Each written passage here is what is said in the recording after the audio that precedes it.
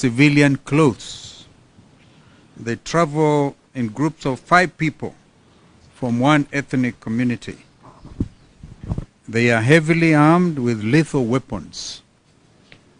They are better facilitated in terms of logistics and transportation, remuneration, communication, and weapons and the country's official security agencies.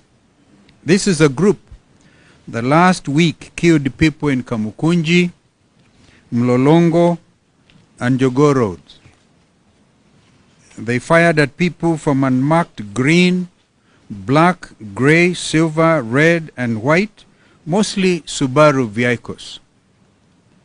They also fired from one gray Toyota Succeed KBD 612G.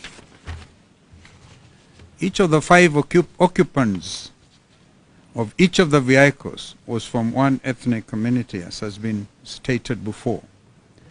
These vehicles are always parked at the traffic police headquarters near the Kenyatta Hospital, at the Anti-Terror Police Unit, and Nairobi Regional Headquarters. We restate that only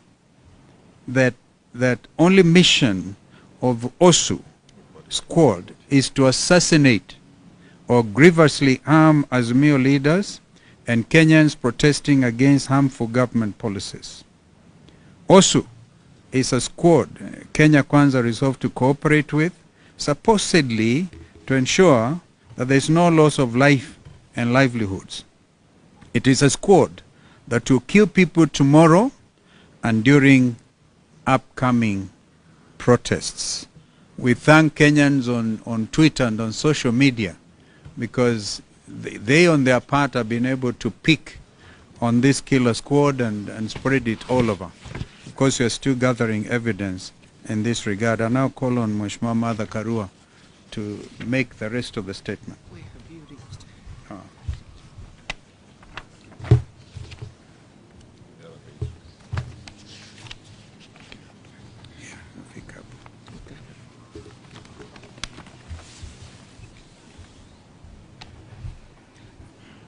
The party further notes, before then, Samahani, the government has entered into a public-private partnership with militia to cripple freedom of assembly and protests. The party further notes that the security withdrawal comes days after William Ruto promised kusafirisha Honorable Raila ODINGA and President Uhuru Kenyatta. Indeed, we remain eternally grateful to Mr. Ruto for uttering those words. Out of the abundance of his heart, his mouth spoke. It is a warning. It also comes days after Ruto openly instructed Kenya Kwanza to recruit and arm supporters for a confrontation with protesters. Ruto has called his supporters to Kenya's version of Armageddon. The meeting held at State House last Saturday was clearly a planning meeting. It came up with a clear command